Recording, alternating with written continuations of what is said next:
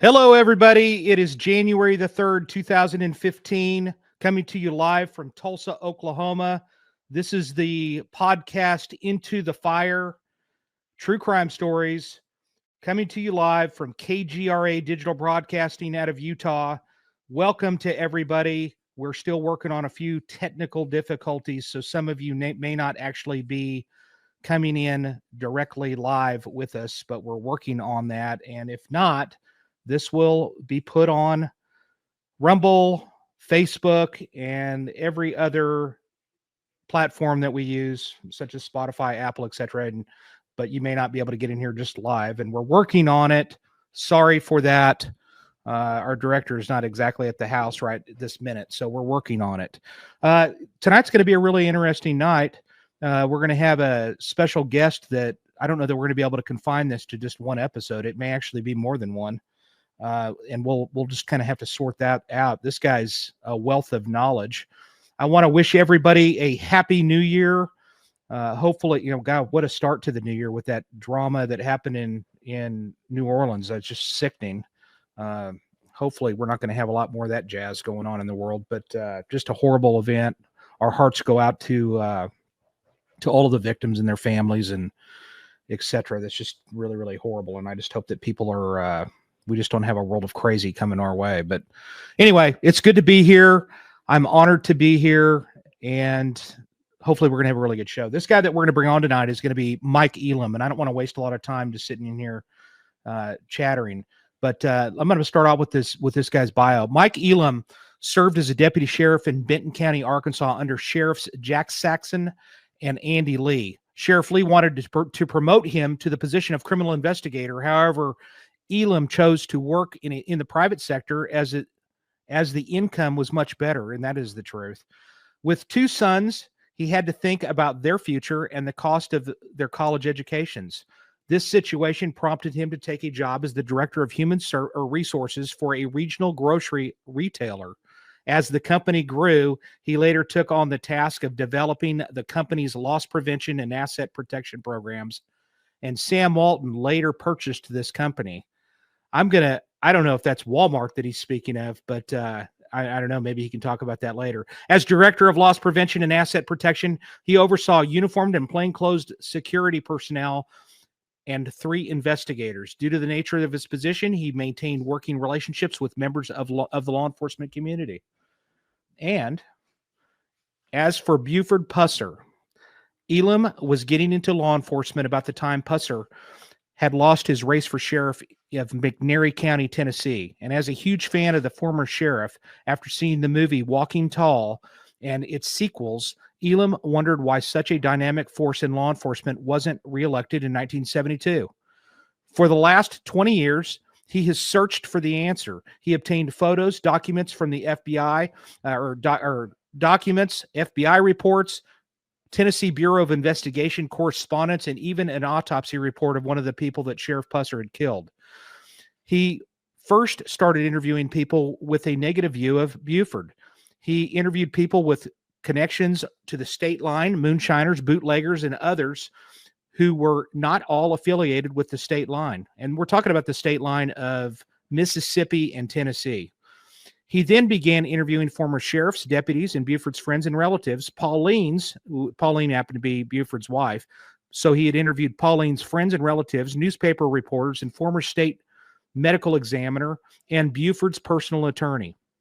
All of these people had played own roles in Buford's story, and Elam learned that their memories of Sheriff Pusser, regardless of which side of the story they came from, seemed more alike than different. In 2020, he wrote a book, Buford Pusser, The Other Side, available at Amazon.com and eBay, and we're going to give you the sites for that. Is actually you buy that book directly from Mike, and later started the YouTube channel by the same name.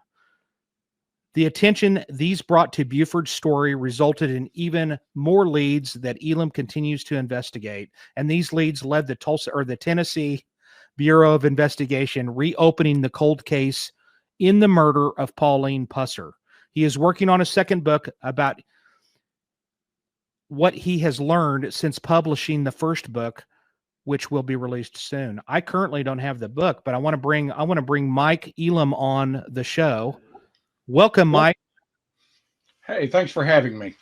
And man, listen, it's an absolute pleasure to have you on here. And I'm going to tell you something.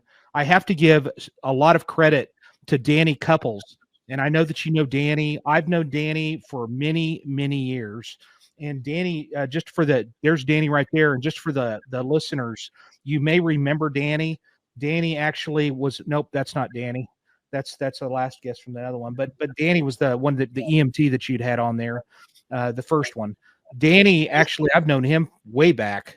He and I have spent 3 different times in New York City training there, and we just stayed close. I don't know why, but he and I just kind of stayed connected throughout the years. And one of the things that he had told me when I'd happened to mention something about where he was living in Tennessee, I'd happened to actually ask him. I was like, "Hey, have you ever been to where McNairy County, Tennessee?" He goes, "No, I live in Eastern Tennessee now."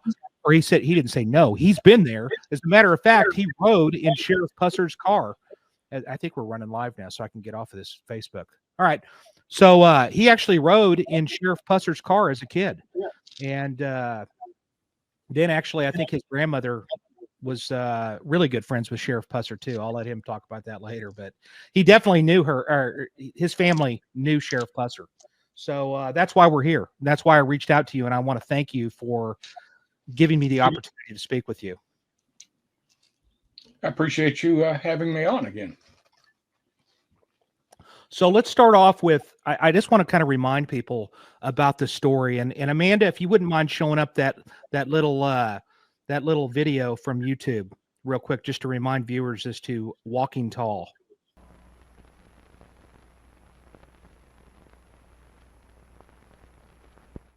Yeah, I watched this movie on MGM Plus. That you can actually stream it on there right now if you remember that. And 1973 is when the first movie came out. So tell us a little bit about. And that's going to be one from like 78 or 79. And then that was a TV show. Actually, there was a TV show that I didn't even know about that.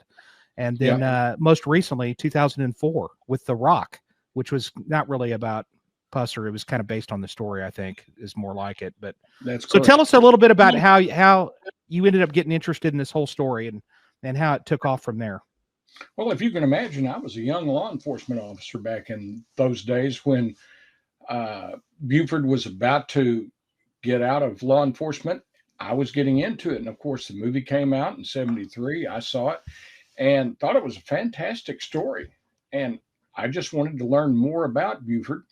And of course, it was difficult at first because you had all these True Detective magazines and all this that really followed the movie rather than his real story. And his real story was what I was after.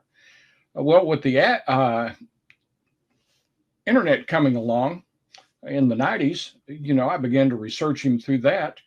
There wasn't much there at first, but I kept digging and eventually, found people over there in McNairy County that I could get in touch with, ask questions, and that led me to a lot of interesting interviews with people who played their own part in the real story. Mm-hmm. Well, one of them is probably I know that his son will probably be tuning into this, and that's Dennis Hathcock, and his dad. Yeah. I noticed that he had commented on one of the things, and he's somebody that you've had on your podcast, actually. Oh, I've had him on here several times. Yes. Yeah, and his dad was portrayed as somewhat of a villain in the movie Walking Tall. And actually, when I heard about your podcast originally, and that's what I really encourage people to check out, and it's Buford Pusser, The Other Side. And The Other Story. The Other Story. I'm sorry. Thank you. And when you tune in there, basically, man, you could sit there for hours and hours and hours, and literally it's fascinating the amount of work and research that you have put into this story. It's tremendous. And what you've learned is, really, what did you start learning about Buford? You said that the stories were somewhat consistent. What was those stories that were starting to come out about him? Well, what got me was I inadvertently met Dennis online. We both happened to be on a website called Firing Line one night. Everybody just gets on there to discuss firearms.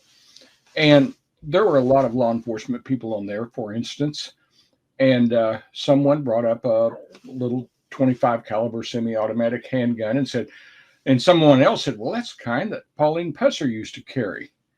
And as soon as they mentioned the word Pusser, well, all this chatter started about what a great sheriff he was and everything. Well, by that time, I'd learned enough to know that a lot of his story was really fictional. And so, I started to try to explain that, guys, that was just a movie. The real story is nothing like that. Of course, some of them were willing to listen, others were not. I was a bad guy for even bringing that up. And a little while later, I got a phone call, and it was Dennis. And he asked me, he says, well, uh, I'd like to know where you got all your information. And I told him, well, I was just going out there and exploring like anybody else would if they're interested. And he made the comment, he said, well, you've got it just about as much right as anybody I've ever spoken with. And I interviewed him every night for like the next 3 weeks. Finally decided I needed to just go over there and meet him. And when I did, much to my surprise, he wanted to introduce me to some people. And oddly, they were mostly from the law enforcement side of the story, which I thought was strange. I stayed with his best friend, who happened to be Jim Moffett, who was Buford's chief deputy. It was his son. And I thought, man, this is odd. You got the son of this evil villain in Walking Tall and the son of Buford's chief deputy, and they're best friends.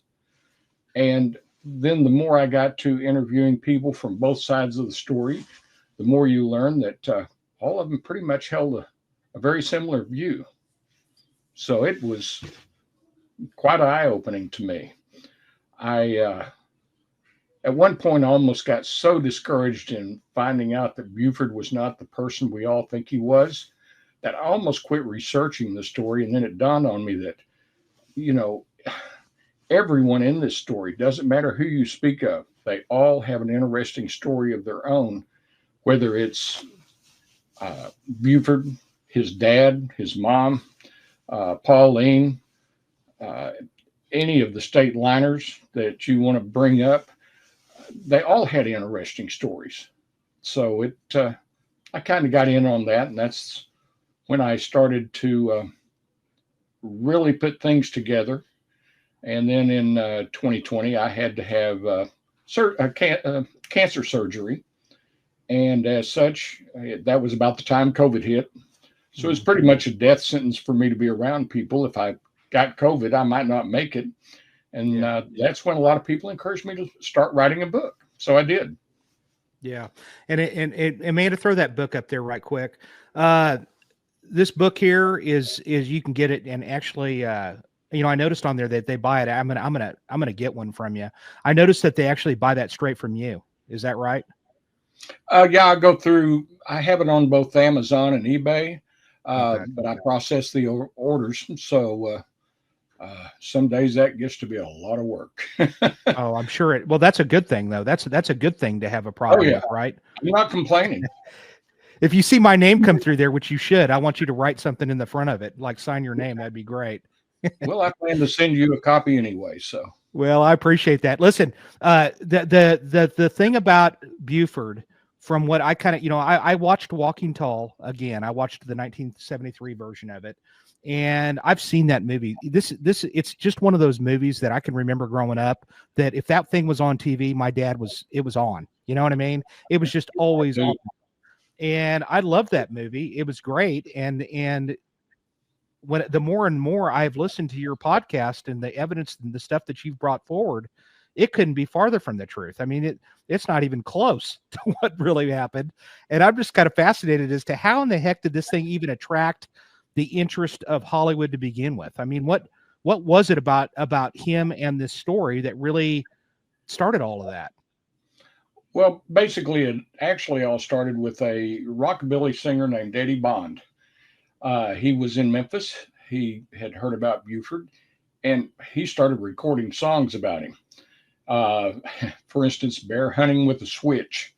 And regionally, they were popular songs. Now, Eddie Bond was, from the Elvis era. And, they knew each other, all this. But when Elvis went one direction, Eddie Bond kind of went another. At any rate, all those records going out there locally and regionally made Buford kind of a hero.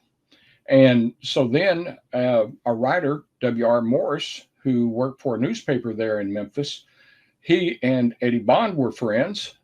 And Bond told him, you ought to go over there and see about doing a book with Buford, about Buford. And he did. He was under contract with Buford. I think that Morris pretty much had to write it the way that Buford told him, since it was under a contract and it was supposed to be Buford's biography. And that's where the legend got started, because Buford made some claims that nobody can seem to validate. Yeah. And it says that at the end of the movie that he was the consultant on the project. So it was kind of amusing after the whole movie, because I didn't honestly know that he was still alive. I didn't even pay attention to that until after I've spoke to you and so forth. So he, of course, was alive. He was the sheriff of McNairy County from 1964 to 1970. And then he became the constable of a town. And explain that to me. How did he become a constable, and what was his job there? Actually, he came down from Chicago, where he had worked up there, met Pauline, returned home. And part of the story was that you'll hear is that Buford took his dad's place as chief of police in Adamsville when he returned. And this was in 1961, 1962. Well, the only thing is that part of the legend is, I find to be false, because Carl was in a car accident in 1957, injured his hip, and he had to leave police work. And there were others that served as chief of police before Buford got there. Well, when Buford arrived in 61, he took a job as a patrolman in Adamsville. And then when Buford Surratt, who was the chief of police at the time, whenever he decided to leave that position, well, Buford just stepped into his place. So you hear a lot of stories about how that Buford took his dad's place. Not really true. And then while he was chief of police in Adamsville, he decided to run for to be a constable as well, because the two positions didn't really interfere with each other. So he was a constable for the 3rd Judicial District there in McNairy County. In 1964, the Republicans, they had James Dickey, the incumbent, who was going to be sheriff. And he was killed in a car wreck. At any rate, Buford ran against an independent and named George Weatherford. So the real race was between he and George Weatherford. And Weatherford, we never heard about in the movie. You didn't really hear much about him in the books.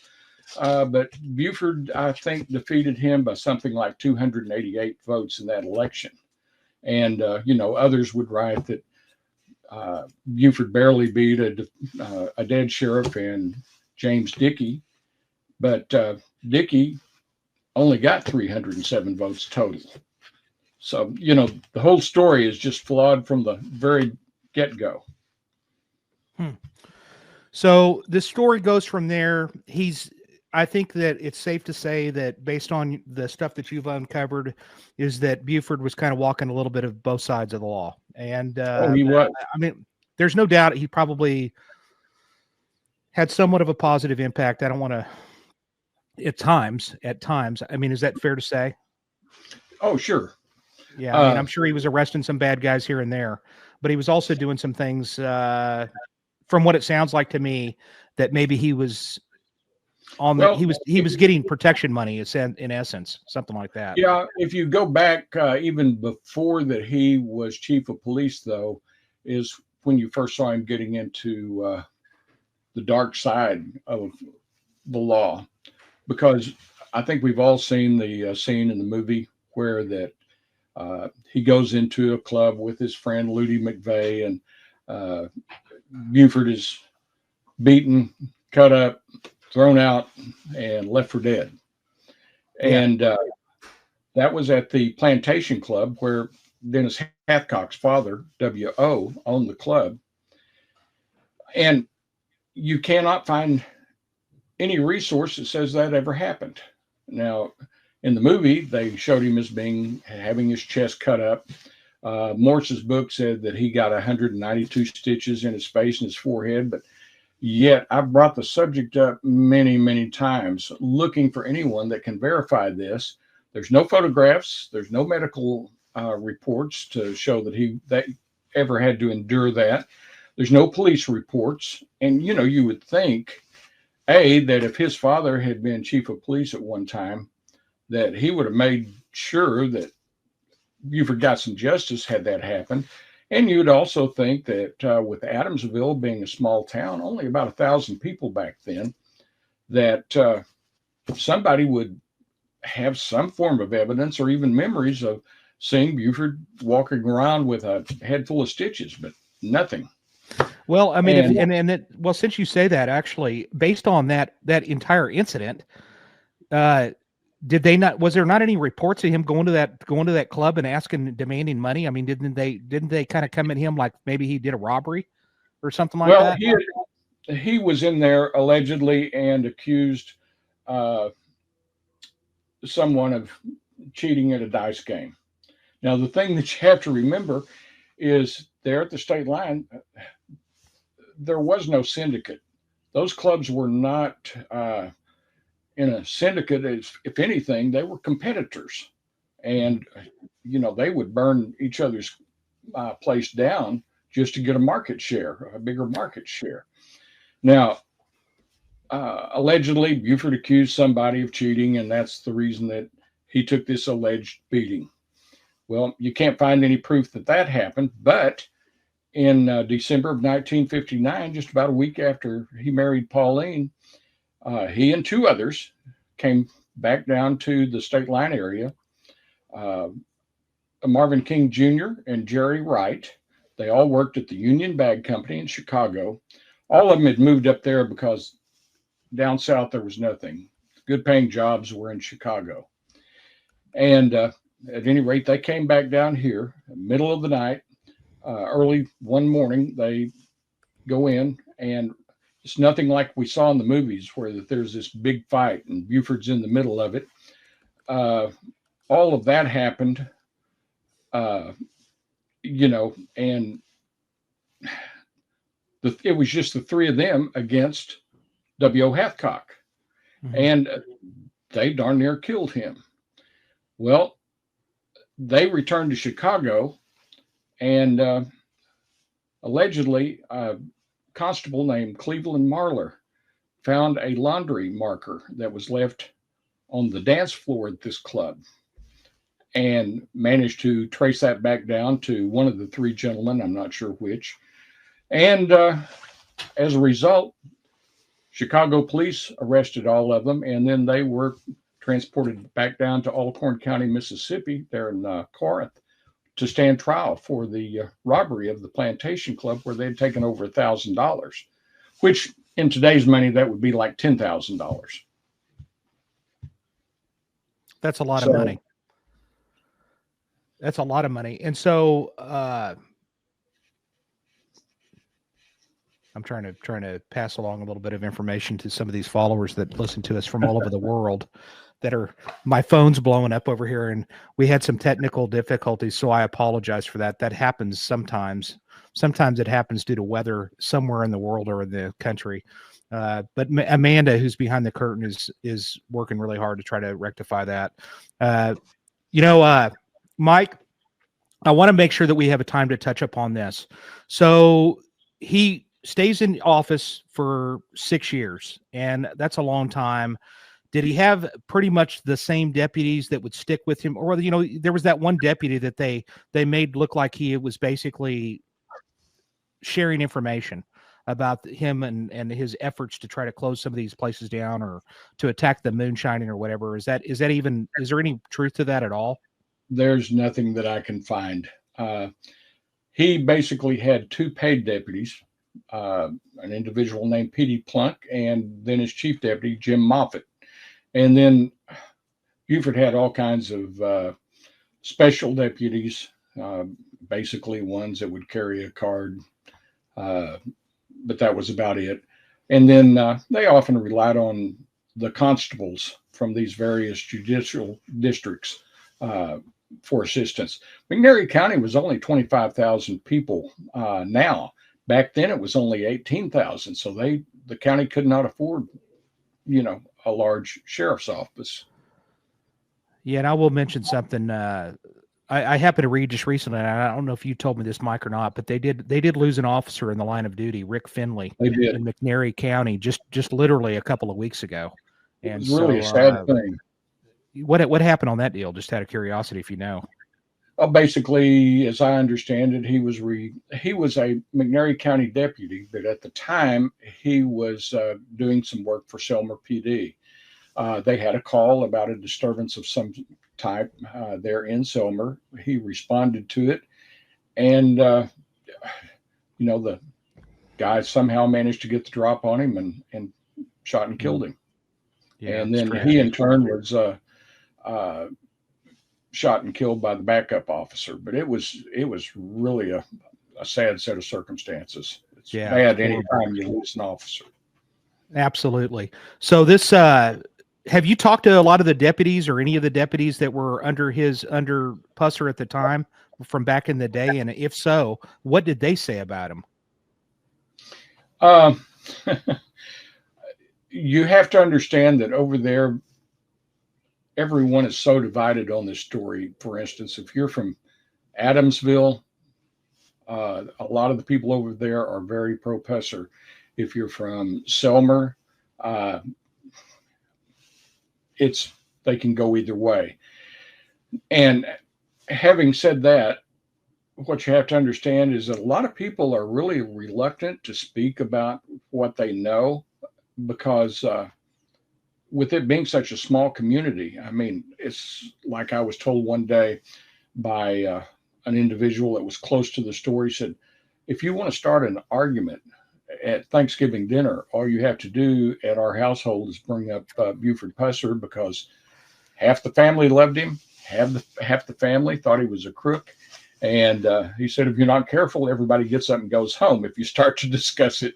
So it's that way with the deputies. It seems like the ones that I have talked to, I've only spoken with 3 because, like I say, back then there weren't hardly any. Yeah. And they all kind of have selective memories because of this situation. They don't want to say too much one way or the other. They just kind of take the middle of the road. Because they live there. I mean, Right. I would assume, they still live there, or if they haven't died, but they probably don't want to be ostracized because he's a legend in the state of Tennessee. Oh, absolutely. Still to this day. I haven't been to McNairy County. I will definitely make a point to run through there, because it's not that far off of I-40, actually, I don't think.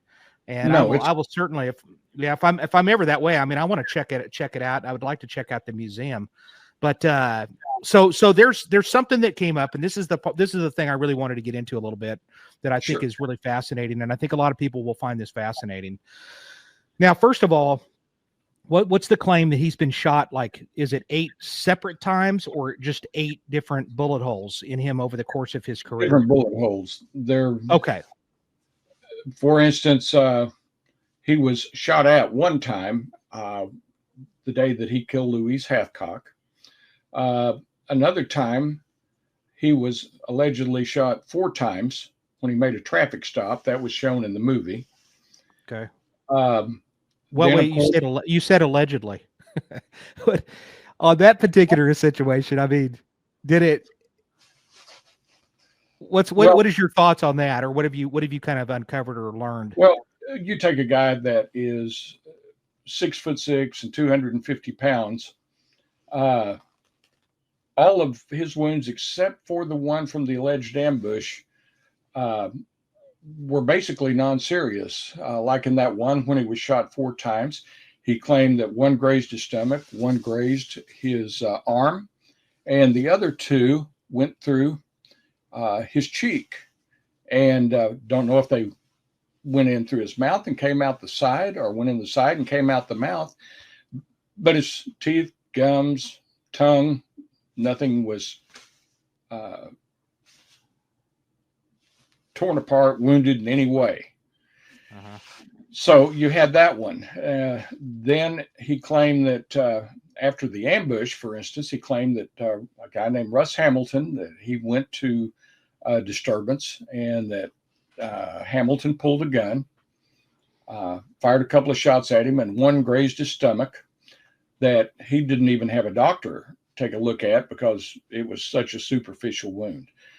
Then he was stabbed 7 times, and I believe that was on 2 occasions, as far as you can really make it out. One was when he picked up a hitchhiker, and he was, according to Buford, going to give him a meal and let him spend a night in the jail in a bed. And in turn, the guy pulled a knife and tried to stab him in the chest. Those were basically not even close to life-threatening.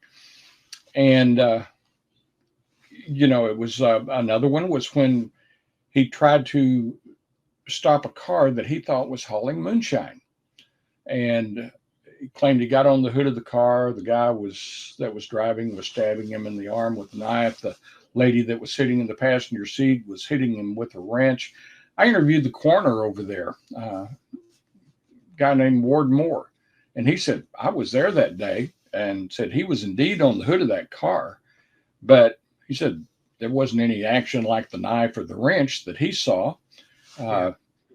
So there you have that. So all of those, when you say that he was shot 8 times and stabbed 7 times, the only really serious wound he had was to his chin during the ambush. And when you're talking about the ambush that basically cost Pauline Pusser ended up dying. Is that the one you're speaking of?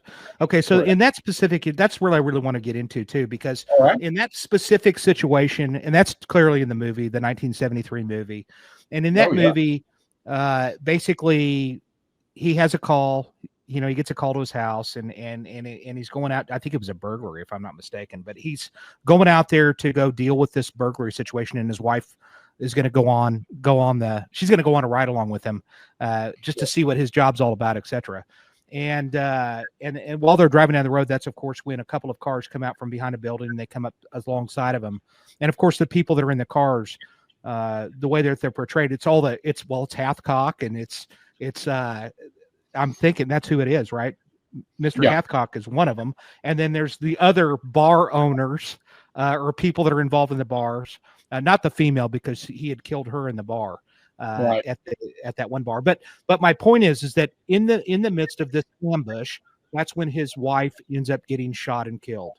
And the reason why this is really significant today is because not only because you've been so involved in just going out and interviewing these people, but based on a lot of your efforts and so forth, that's what's kind of prompted the Tennessee Bureau of Investigation to look into that case. And actually, they exhumed her body, and that's 56 or 57 years later after this incident. They actually exhumed her body. Amanda, throw up a couple of there's the gravesite, 56 years, and then the picture of the casket.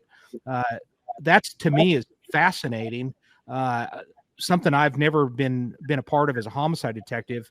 What have you heard, or if you even have, but have you heard like what the condition of her body was? And I know that they're still under investigation, and they're probably not going to speak on it, but no, they're not speaking on it. All I can tell you is that if you look at the photographs, of her exhumation, you see that her casket was in a concrete vault. So I would suspect that she was fairly well preserved, which should really, as you know, help in them finding things. I was a little amazed when I started checking in this story that an autopsy had never been done. Really? Had not been performed. And I thought that was strange because Louise Hathcock, the bar owner that you speak of, now they did one on her.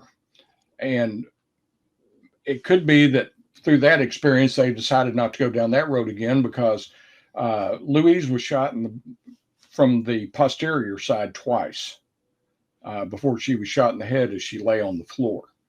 One bullet went through her upper shoulder, exited out the front. The other one was right near her left shoulder blade and exited under her right breast. And of course, you didn't know that until you saw the autopsy report. And I don't think anybody had seen it in probably 30 years when we finally got a hold of that. And then you find out that Pauline is killed and there's no autopsy. Why would you do one on a bar owner but not do one on a sheriff's wife? That made no sense. Yeah. And, well, has there been, I'm sure the media has been questioning TBI if there's been any kind of an update in reference to that case. And I would think that'd be a hot news item for Tennessee at least. It has been.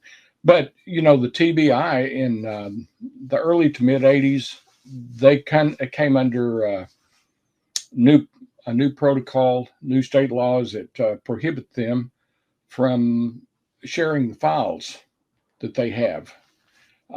So they just keep quiet on everything. They're not afraid to ask you questions, but they don't want to answer any. Yeah. So, I've tried to get some information out of them, but it hasn't worked well. So I can only tell you what I can see from what I know that, or at least suspect that they have done. And, but I know that. Let me ask you this. So in reference to that specific shooting, and I like that shooting because that's the one that's currently in the events and so forth. I would think that they would have done. The world of forensics today is extraordinary compared to what it was back then. I mean, it's not even in the same galaxy. So I would think that there was cartridge casings from that particular situation, and I'm wondering, was there ever any has any idea if that has ever matched to any gun, if there have ever been any guns discovered in reference to that specific deal or anything along those lines? All I can say about that is that, when I got interested in this, I started a Facebook page called Buford Pusser, The Other Story, just like my book, just like the YouTube channel. And it was for the purpose of getting to know some of these people and being able to reach out to them. And a lot of them have shared information. And one day after, I want to say it was like 6 years, I had this individual contact me and say, I think I may have the gun that was used in the ambush. And I was thinking to myself, yeah, I've heard this story at least probably a dozen times. But I always ask because you never know when you're finally going to get, a real lead. Yeah. And this individual gave me the background about how they obtained it, quite a bit about its history, so on and so forth. And they just checked off a lot of the boxes for me. So it's 465 miles from my home to the area over there. But I got in the car, drove over there, took some photographs of the weapon. Of course, got the serial number, and so I could learn where it was made, kind of get a history on it. Did some checking and found out it was a World War II era M1 carbine. That it was made in Grand Rapids by the Saginaw Gear Company. And so I posted about it on my Facebook page because nobody else has seemed interested in all of this. Well, then before long, I talked to the person that owned the gun and said, what do you think about if we contact the TBI about this? And he agreed. And a little bit later, well, they were calling and wanting to know what else I knew. So I've shared a lot of information with them, but they have yet to share much with me. So, well, I would think that there's just not a lot of carbines hanging around in people's houses. I've been a cop for 26 years, and I can't remember running across one of those on a search warrant. I'm not saying that I'm not a gun guy, but I just don't remember running across one of those on the many search warrants I've been involved in. So I would yeah. think that would be a pretty, apparently it had to have matched the type of calibers, at least from what has Well, been publicized. the thing that got me about the gun that I can say is that, ironically, Jim Moffat's son, O'Neill, the one that I met over there, he had been in the Air Force back in those days. And one night, I was spending some time with him over there.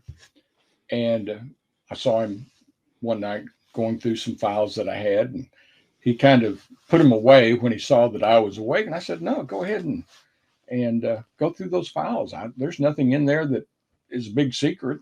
And we got to talking about things. And he told me, he said that when he was in the Air Force, they were getting rid of the M1s. And he said, when we were told that they were going to dispose of them, he said, I just hated to see all those guns go to be disposed of in any way, melted down, whatever they're going to do with them. And he said, I had no idea that they would give them to other friendly countries or sell them in surplus stores or whatever. But he said, so a friend of mine and I relieved the Air Force of several of those. And he apparently, Buford got a number of them. So, oh, really? All right. So on this, it certainly introduced some of them to the community. I mean, yeah, he had some. Well, he was taking them home to McNairy County and selling them. And he told me that Buford had more than one. How many? I don't know. But at any rate, this is really a huge. This whole story that you've told, and Mike, I think that anybody, and I encourage somebody go to watch his YouTube videos, buy his book, look at his book. If you're interested in a book, this would be a great one to start with. Probably more applicable to the general citizen as opposed to the last guest from last week. Ed's book is for fire investigators, and homicide guys. This is a history. This story has been part of the fabric of this country since the 70s, really. I think it was really that big of a deal. I think it was almost one of the biggest movies of 1973. At least I saw some videos of that. It was huge. And so this is one of those deals. If you go to his Facebook page, which he has a mother load of photos, go to his YouTube page and just start watching a couple of the videos. And I think you're going to see what I'm talking about. And checking those out. And from there, let me ask you, because there's one thing. What about his kids? I know one of his daughters died not too long ago. I don't remember the year, and I can't remember her name. He actually only had Dewana. That was okay. His biological child. In the movie, you saw Mike, which was his stepson through Pauline's previous marriage to Pete Vance. And Pete and Pauline also had Diana. And Diana passed away about 10 years ago. Mike passed away a few years back. And then, of course, unfortunately, Dewana took her own life here about 3 years ago. I did not know that. All right, because they really didn't get into that. So none of the kids are still alive. No. And what did you ever get a chance to meet any of the kids in your, your years? I met Dewana, of course, and then I know to some degree Mike's son, Michael, and I know Diane's children. And, I've stayed in contact with them over the past year or so. Okay. So you have a decent relationship with them. Yes. Oh, that's good. All right. So have they, what do they think? I mean, what do they think about, they want to know what happened. Okay. So they're more interested in, they want the truth. They're not interested in, right. They're interested in wherever that truth is going to lead them, not necessarily, if it's not the legend that he's been portrayed to be, they just want to know what happened to their mom or their grandmother. And I think that's admirable. That is the important thing to them. Now, do they still live in the area? Yes, they do. Okay. They're within, say 30, 40 miles of Selmer. So they're still in that area. Yes. Yeah. I just think, that's, first of all, I have mad respect for you just for simply, at least exploring and because I know that this has not been an easy journey. Just the amount of time that you have spent with going out there and going to McNairy County, and just that uncomfortable moments that there's no doubt that you've had those when you're going up and just talking to people, because they're like, well, who are you? And what are you here for? And what do you want to know for? That kind of a thing. I have no doubt that you've encountered that. And then on top of it, you've actually had death threats over the years, right? Correct. And which side is that coming from? I mean, you're clearly okay with the Hathcocks, because with Dennis and so forth. It comes from Pusser fans, not Pusser's family. It's just that there are some people who are so entrenched in the legend that it is true, that whenever you try to tell what it seems really happened, they don't want to hear it. And, for instance, I had one individual who had been a police officer, was sending messages that he knew where I lived. He could show up on my doorstep at any time. I'd never see him coming. And then he posted where my wife worked, where my kids worked, where my grandchildren went to school. He'd done some research and made some threats. Wow. But it's been a while since there's been any. I think people are beginning to see that the legend isn't what it's cracked up to be, and a lot of mellowed. You are in the process of writing a second book to basically. It's going to be about what I have learned about the ambush itself. Okay.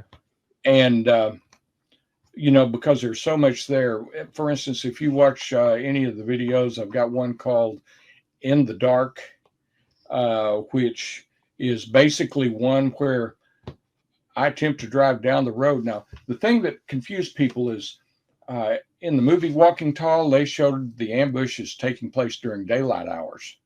The TBI initially established the time as being 4:45 a.m. and it was dark. So I tried going down the same path as Buford alleged that the ambush party chased him down, and did it with no headlights like he claimed that they did. I had to turn on my park lights on my vehicle just to make sure I didn't run off the road, and couldn't hit any speed at all. Buford claimed in various times that he was going something like 45, 50 miles an hour. We tried the first time in, I think it was 2006, to reconstruct that. We couldn't make it work out during the daylight when the Cadillac could have some speed. When I tried to do that this past year, in similar conditions to what Buford had that morning, the highest I could get up to was 32 miles an hour. So obviously, if he was going 45, 50 miles an hour, as he claimed to be, there's no way I was going to catch him in 0.7 of a mile. The other thing that got me about all that is the location where that he said they chased him from. You have no idea how that an ambush party would know that he would take that route, because it was involved so many convoluted country roads. A lot of them back then were unimproved. When he lived 2 blocks from Highway 64, and he could have got on 64, going down to Selmer, turned left, been to the state line area on 45 a lot faster than he could have by taking the route that he took.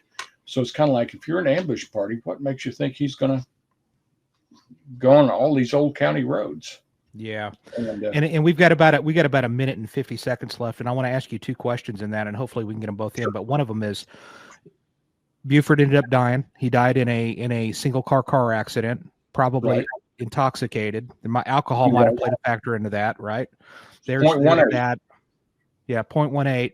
And since we're on this real quick, I don't have the other picture of his car, but you can find it online. It's actually located inside of the museum that's located in McNairy County. But wasn't it a Corvette? Isn't that what that was? Yeah.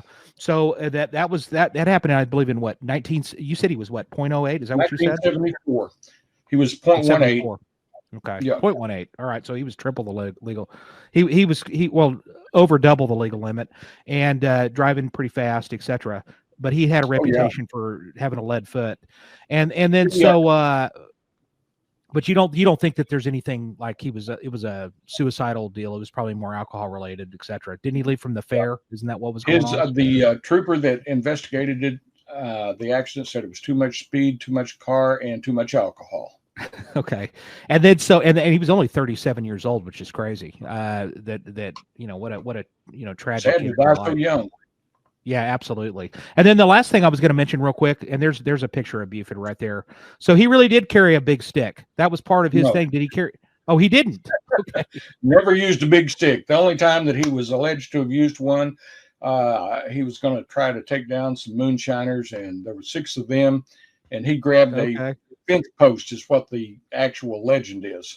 Okay. And that was the only time he used anything like that. Well, listen, Mike, you have plans to do other things. It's the book. Maybe there'll be other things coming out in the near future. Hopefully. I do too. I really do. I'm a huge fan of yours, Mike. I think that we got to get off here pretty quick, but I wanted to tell you that, man, I'm a fan, and there's many more people just like me that are throughout this country that you don't even know about that are fan. Well, you got 19,000 people following your Facebook page. That's pretty freaking good right there. And that's just those that are following you. There's a lot of other people that are actually tuning in and checking out what you come up with. And I think you've done a really good, to me, it seems like a really ethical and genuine investigation that you're trying to base that on the truth, and you're going where the truth takes you. And so I just want to tell you, in the book, truth has no agenda. That's right. And I love that. Truth has no agenda, and you've got that written on your book. And listen, go out and buy his book. We've got to get off of here. I'm gonna try to get you to come back on later on down the line where we can really dive into a whole other section that I'm gonna let you pick, because you know what's good and what's not. But Mike, thanks a lot for being on. I really, really appreciate you, and I hope to have you back in the future. Buy his book. Check out all of his sites, etc. Go ahead if you got something to say real quick. Oh, just I appreciate you having me on. Be glad to come back if there's anything that you would like to discuss about it. This was episode number 35. We're sorry for the technical difficulties. Hopefully we'll get those ironed out in the future. Next week, episode number 36. It's going to be Bianca Becker. She's a sex crimes investigator for the University of Central Florida. And we'll have her on, and she's going to talk about therapy dogs and sex crimes investigations, hopefully.